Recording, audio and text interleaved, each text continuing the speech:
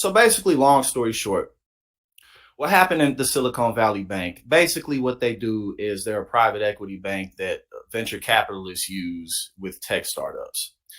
And what happened is they received a huge influx of capital between 2020 and 2022, and there was less of a need for loans to be made. So what they did with their money is they put it into securities investments. One of the securities investments are called held to maturity, which are long-term investments, and the other one are available for sale rather.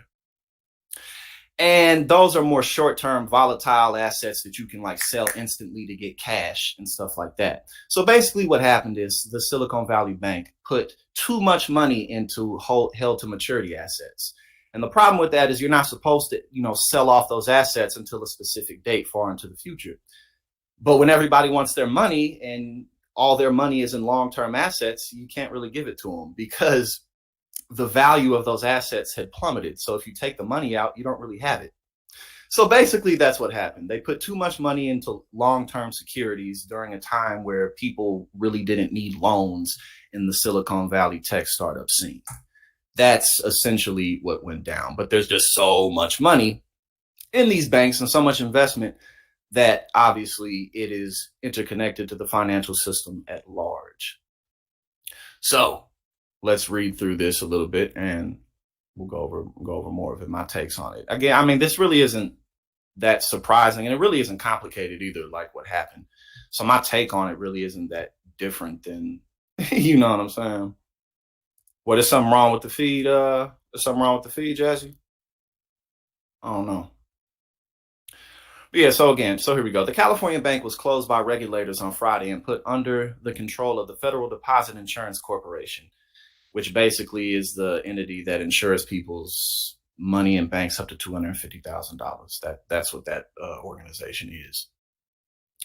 The speed of Silicon Valley Bank's demise was especially striking. On Tuesday, Silicon Valley Bank CEO Greg Becker was at an investor conference answering questions about what he does to relax. A few days later, the bank he led had collapsed. So how did this happen? All right, so I went over, but let's go over these three main points just for a bit more of a breakdown. Silicon Valley Bank's position as the go-to bank in tech made it a huge beneficiary of the Silicon Valley boom through the last few years. As venture capitalists raised huge funds and then invested that money into startups, that bank was Silicon Valley Bank, billions in deposits flowed to SVB. Driven by the boom in venture capital funding, many of Silicon Valley's bank's customers became flush with cash over 2020 and 2021. Between the end of 2019 and the first quarter of 2022, the bank's deposit balances more than tripled to $198 billion. Okay. SVB made a bold call on where to invest that cash. Again, this is where the problem went, how they invested their money and then people subsequently wanting money that was caught up in long-term investments. A bank might normally turn those deposits into loans to customers, but in part because of the tech boom, there wasn't a lot of demand for loans among their customers. So instead, SVB decided to park their cash in securities. When banks do this, they have to decide whether they're going to hold those securities for the long term, in which they're considered, as we went over before, held to maturity assets, or have them available to sell at any moment, which are available for sale. So just actually, let me go ahead and pull this up on screen real quick. Just a little more information about held to maturity securities and available for sale. So here's more of a breakdown of what that is. Held to maturity securities are purchased to be owned until maturity. For example, a company's management might invest in a bond that they plan to hold to maturity. Bonds and other debt vehicles, such as certificates of deposit, are the most common form of held to maturity investments. Bonds and other debt vehicles have determined or fixed payment schedules, a fixed maturity date, and they are purchased to be held until they mature. So again, you can see where the problem with that would lie. And we'll go over the numbers too in a sec in terms of how much money they had in held to maturity securities and why that became a problem. They had much more of that money in maturity securities than they did in available for sale. And now let's get back to this. Hold on. Oh, am I tripping? Yes, I am tripping. Give me 1 sec. I got the wrong article up. Here we go. Okay, so here's some of the numbers in terms of how much money went into it. So the bank invested the bulk of these deposits in securities. It adopted a two-pronged strategy to shelter some of its liquidity and shorter duration available for sale securities while reaching for yield with a longer duration held to maturity book.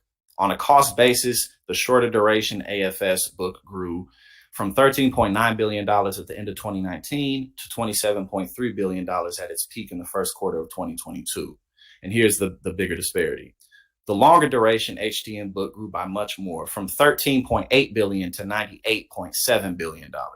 So again, there's the disparity right there. And then we come into the next part, where the problem, when people wanted their money and they couldn't get it out because it's in held to maturity investments. So at any point, if those values plunge, like, you have to wait.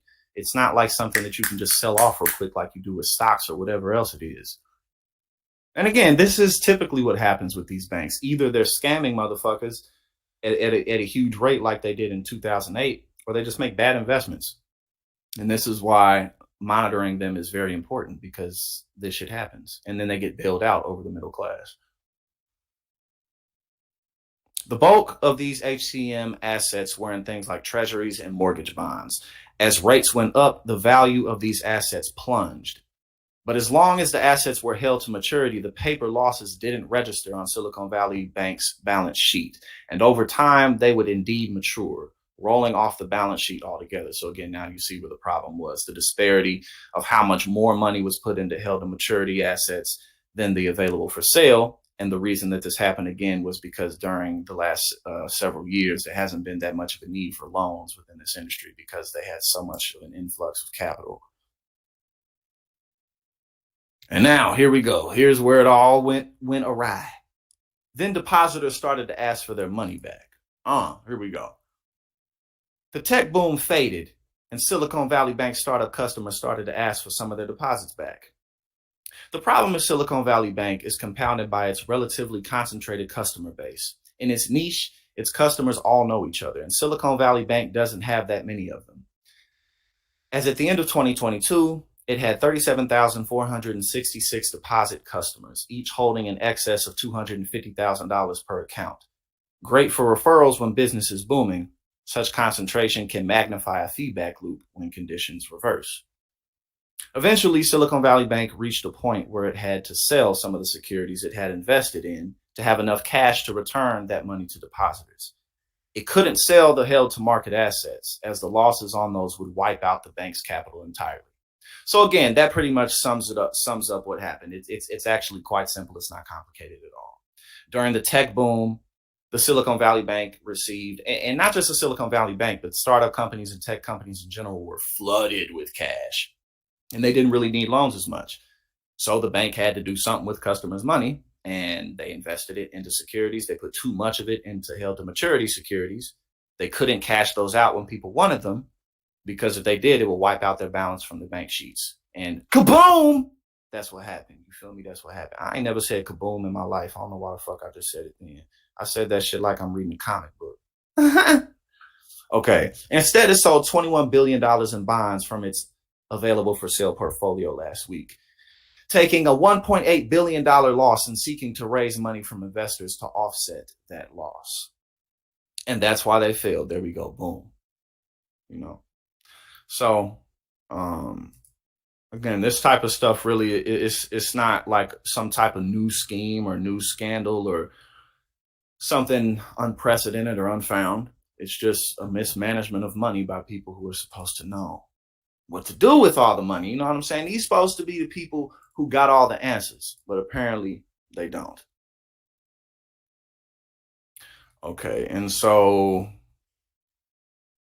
there's a little bit more information on that that I wanted to go over.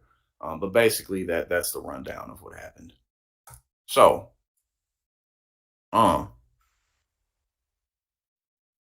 U.S. banks have well over $1 trillion of uninsured deposits. Signature Bank was among the most exposed. The U.S. government shut down Signature Bank yesterday. Boom, boom. A second bank was shut down by the U.S. government on Sunday. This time it was Signature Bank. What does this financial institution have in common with Silicon Valley Bank? They both had huge amounts of customer deposits that were not insured by the FDIC. Again, that's the Federal Deposit. What is the Federal Deposit Insurance Commission? Whatever the fuck, well, something like that. But they basically, again, they insure people's money up to $250,000. The FDIC insures U.S. bank deposits up to $250,000 per account to prevent bank runs and failures. The demise of Silicon Valley Bank and now the collapse of Signature Bank have stretched this system to a breaking point. On Sunday, the U.S. Treasury, Federal Reserve, and FDIC said in a joint statement that all depositors of Silicon Valley Bank will be made whole on today. On Monday, which is today, the authorities are completely ignoring the $250,000 insurance limit. Silicon Valley Bank had $173 billion in total deposits, and roughly 88% of that was not covered. God damn. Well, that's an issue. That's a pretty big issue right there. 88% of your money is not backed by the FDIC. That's a problem. That's more than $150 billion in extra deposits that the FDIC has suddenly decided to insure. Where's this help for the little man? Where's this help for the middle class? You know what I'm saying? The authorities are giving the same special exemption to Signature Bank, so all depositors will be made whole there too. Signature had $89 billion in total deposits, and 90% of those were not insured by the FDIC. And again, remember, the Silicon Valley Bank was not like your everyday like users bank. Venture capital, private equity, tech company money. By insuring all deposits of Silicon Valley Bank and Signature, regulators judge the risk of cascading effects to other regional banks and the broader economy to be more significant than the moral hazard of increasing FDIC limits.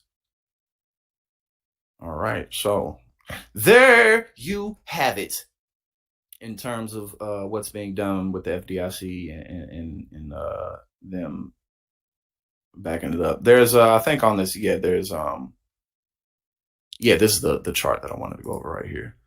This is a chart that shows how much of their deposits are not insured by the FDIC. Jesus Christ. Look at this. So Signature Bank was up there at the top, and it starts at, what's the lowest? The lowest is 33. It starts at 90%. Signature Valley Bank, 88%. You see Citigroup, 85, First Republic, 68, JP Morgan, 59, BNY Mellon, 56, Citizens Financial, 49%, KeyCorp, 47, PNC Bank, 46%, Truist, 46, M&T Bank, 45, Fifth Third, 42%, Bank of America, 33%, Goldman Sachs, 33%, Huntington Bank Shares, 33%. So that is a significant, this is data from the end of last year, which is basically data now. That is incredibly significant. I mean, can the Fed print all this cash out? I mean, they do it all the time, but what are the consequences of it? You know what I'm saying? Okay. So now there's a video to watch on this in terms of some of the people's commentary who were impacted by this from tech startups and stuff like that. Here we go.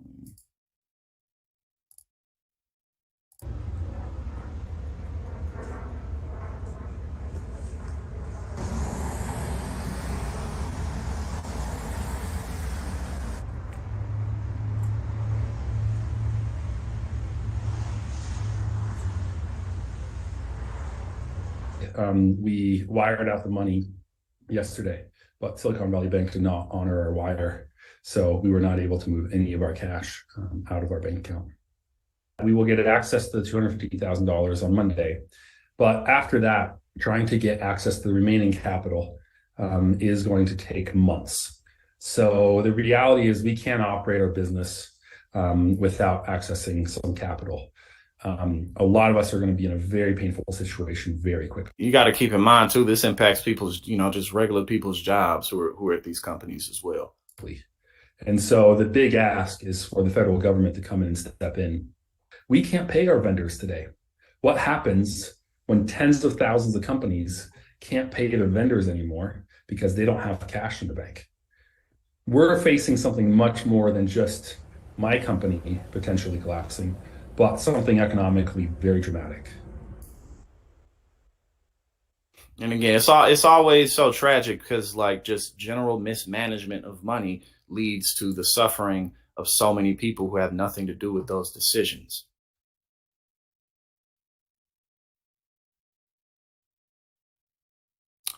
Okay.